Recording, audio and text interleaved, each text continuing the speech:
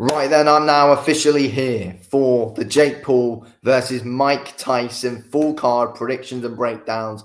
Now for you guys, it's an absolute clown show overall, but I'm going to go through the entire card, break every single fight down. And yeah, let's see what's going to happen on this card. It's a big card. It's a clown show. Everyone's going to be watching it though. Let's be real. But yeah, let's just get right onto it. Okay, so we're going to be starting off, of course, we'll get to the main event last.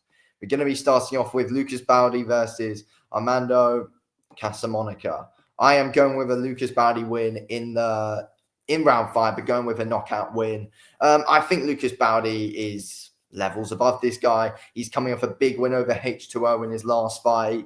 Was losing before he got the brutal knockout, but he's got big power in his hands. 17 wins, 15 knockouts. You know, he's a powerful guy. He's a powerful guy.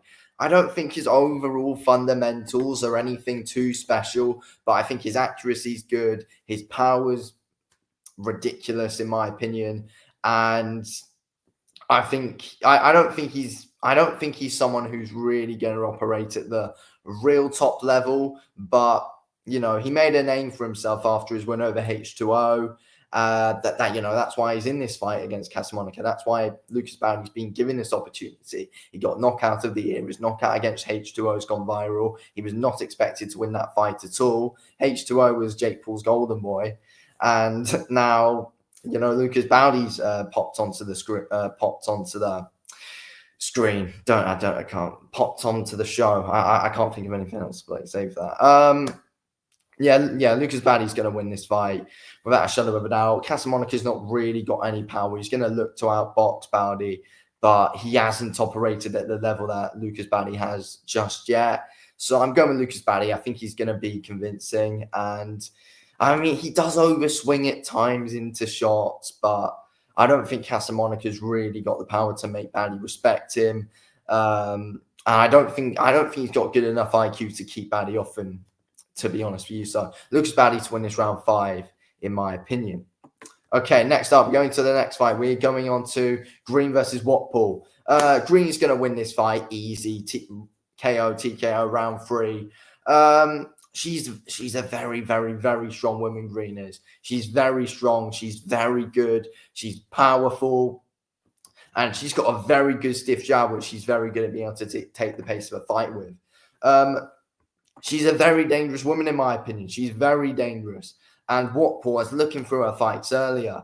And honestly, if I'm being completely honest here, Watpool's in big trouble here. I look at her and it's like no head movement, no anything. She's been up against people who don't throw but punches back. Green's been in there with the best in the super middleweight division. So, you know, she's going to have Watpool in big trouble here. Green can box well off the back foot. She can box well on the front foot. She can just control you with the jab, and a big overhand can just come out of nowhere and just lay you out. She's got big power. Green has 14 wins and 11 KOs. You know, it says a lot. She's going to win this around 3. Watpool's an easy matchup for her. So, yeah, Green's going to win this with absolute ease. It's not a fair matchup at all, if I'm being honest with you. They're not on the same level. Watpool's nowhere near world level, if I'm being honest with you. Green, she's proven herself at the top level. She's going to easily win this fight 100%. Okay, next up, we have got Bruce Carrington versus Dana Coolwell. I really do like Bruce Carrington. I think he's going to win this fight. I think he's very good to watch. He puts his shots together really, really, really nicely. I think Dana Coolwell just leaves his chin quite high in the air, and he's not ready for someone like Bruce Carrington, who's going to be coming at him, who's going to be putting it on him with good high punch volume. Bruce Carrington's very clever with picking his counter shots as well. Dana Coolwell's in big trouble here. Carrington's going to put it on him from the off. He's very clever with what he does. He's got good defense. Bruce Carrington's a completely different level here. You know, people say that Bruce Carrington's got shades of Crawford in his game, and I don't really disagree. He's a big up and coming talent. Bruce Carrington is. I'm glad he's on this card. I'm glad that the whole world's going to get to see him fight on Netflix. It's a big opportunity. God, it's a big opportunity for him. It's a big opportunity for him to really fully get his name out there to a worldwide audience. And I think with a big knockout win, I really do feel like Bruce Carrington could steal the show with his performance here against Dana Coolwell. I really do think he can. Bruce Carrington will steal the show. I think he's going to get a knockout win. And I'm going to say he's going to box well. He's going to get him out of there in 6 rounds. He's going to catch him on the chin. It could be earlier, actually, to be honest. Yeah, I don't know. I might say round 4, Bruce Carrington. He's going to catch Dana Coolwell brutally on the chin. Coleman just has he just has his chin up too high up in the air and hasn't operated at the level that Bruce Carrington has. Yeah, Carrington's making easy work out of this. He's outboxing this guy. He's knocking him brutally spark out. There we go. Big performance from Bruce Carrington. We need to see it. Okay, next up, we've got Mario Barrios versus Abel Ramos. Good fight, this, in my opinion. Barrios is a massive favorite going into it, but I think about Ramos, you never know, could cause Barrios the odd problem. I don't think it's going to be an absolutely easy walk through for Barrios. Abel Ramos has been in there with some decent names, but obviously, Barrios has been in there with the very best. He's one of the best right now. He goes a lot under the radar, in my opinion, Mario Barrios does. I think he's very good to watch. I think Barrios is good behind the jab. He's very strong behind the jab. I think he picks his shots nicely. He's very clever in there. You've got Abel Ramos, who really likes to come forward and shut that gap down. But I see Ramos walking onto the jab of Barrios a lot in this fight. Barrios is very good at controlling the fight behind the jab. And, both guys got power in their hands. Both guys got big power. Barrios has got 29 wins, 18 knockouts.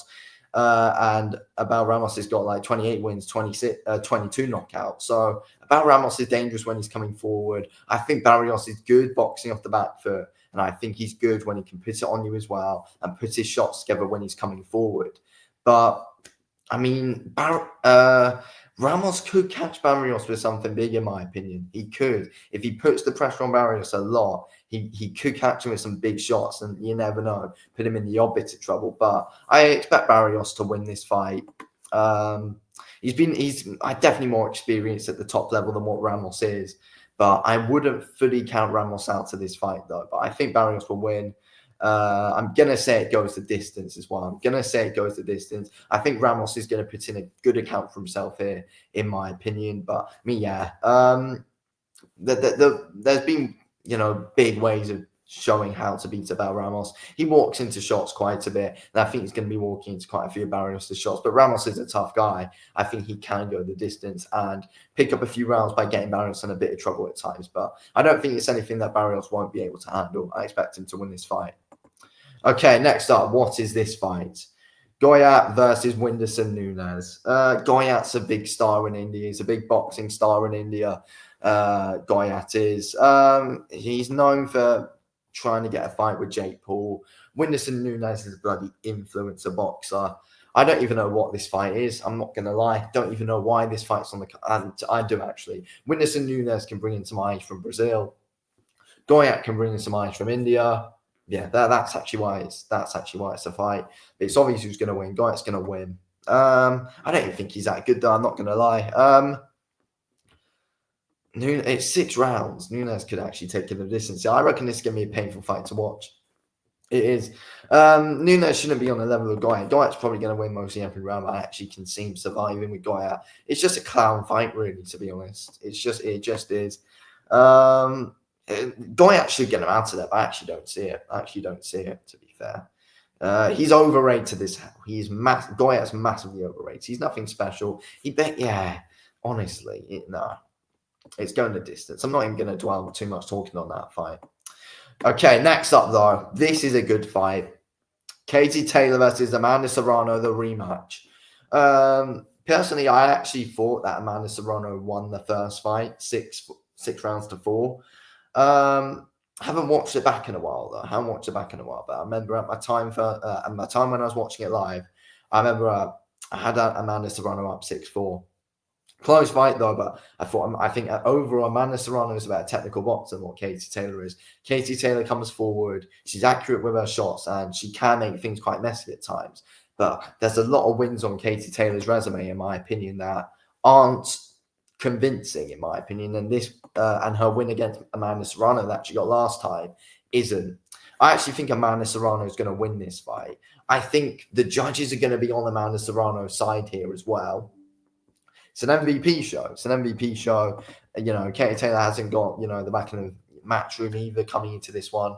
MVP have a big part in this. I'm not sure if it's actually a fully MVP show, but MVP play a big part in it. The judges will be on Serrano's side. I imagine Katie Taylor making it close, but I think Amanda Serrano is going to put in the more convincing work. I think Amanda Serrano needs to manage her range better this time. I think she engaged with Katie Taylor a bit too much last time, which possibly swayed the judges into thinking it was Katie Taylor winning it. But I think if Amanda Serrano doesn't engage with into Katie Taylor's game, when they're both just coming forward throwing big shots, I think Serrano can win if she fights smart, and I think that's what she will do. She'll learn her past mistakes. Judges will be on her side anyway. I think Amanda Serrano will win this fight via decision. It's going the distance without a shadow of a doubt. It's obviously going the distance. But I think we could get a good fight here between the two. But I think Serrano is going to be more convincing. I think the better shot's going to come from her. Katie Taylor is going to try and make it messy. But I think Serrano needs to stick behind the jab, get that jab going in Katie Taylor's face. And I think Amanda Serrano can win this fight. That's what I'm going to say. But it's an interesting one, though. Katie Taylor can win it, of course. But a lot of Katie Taylor's wins aren't overly convincing, though. The big thing about Katie Taylor, a lot of Katie Taylor's wins aren't overly convincing. But yeah, I'm going with a Amanda Serrano win. I think she's going to prove to be the better boxer this time. And I think that's how she needs to beat Katie Taylor. Don't start swinging big shots with her in the middle of the ring. Stick to the boxing. Get behind the jab. Get those straights going as well. That's what she needs to do. Get in some good, work the body a lot. That's what Serrano needs to do. But Katie's good at, you know, making her opponents come into her game. So when Katie makes it messy, you know, she's good at keeping it that way, and it's difficult not to engage with her at times. But I think Serrano's going to be smarter than that this time. She's got a past fight to look back from, which she probably believes she won.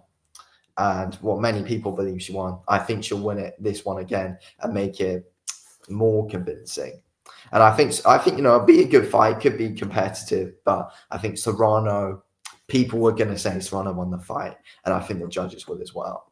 Okay, next up then, we get to the main event. Jesus Christ. Jake Paul versus Mike Tyson.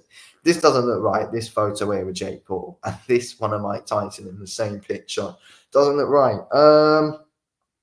Yeah, if I'm being honest, I think this is going to be a really sad fight to watch. I think Jake Paul's going to win the fight. I think he's going to knock him out in the first 2 rounds. I go with Jake Paul in round 2. I've seen many people saying, oh, Jake Paul round 4, Jake Paul round 5. It's not going that far. It's not going that far. I've seen people saying, no, Mike Tyson could win this in the mid-rounds. No chance that happens. No chance Mike Tyson can win this in the mid-rounds. And no chance it goes to the middle rounds. This fight's ending in the first... In the first 2, 3 being nice, it's not going to end well for Mike Tyson. It annoys me because there's a lot of people out there who are like, oh, Mike Tyson is very good on the mitts. Look at how he was punching that bag. Look at how he's still bobbing and weaving very nicely for about 20 seconds on a video. No, Mike Tyson was in a wheelchair not long ago. He got ill. He got quite ill before going to. I think it was meant to happen in July. He was ill going into that fight. You know, he smokes a lot of weed, Mike Tyson does. He's known for being on drugs. He's not going to win this fight. Jake Paul's 27 years old and probably juiced up. That's the thing. Jake Paul's 27 years old, juiced up, bulked up to heavyweight now as well. I think Jake Paul, I don't think Jake Paul's great. I don't think he's good at all. I think he's awful. Against Mike Perry, was not good in that fight at all. He looked awful against Ryan Borland. He's never really ever impressed with any performance. He's never shown to be at a good level. The only reason he wins this fight is because Mike Tyson is 60 years of age. And the moment he gets hit, I don't care if it's with 14-ounce gloves. The moment Mike Tyson gets hit, the fight is done. This is how the fight's going to go in a nutshell. And I'm going to break it down in a longer video in a week. But this is how it goes in a nutshell. Starts off, Mike Tyson comes out bobbing and weaving. Commentators are like, oh my God. Yeah, Mike Tyson looking really good here for about a second. Jake Paul clinches.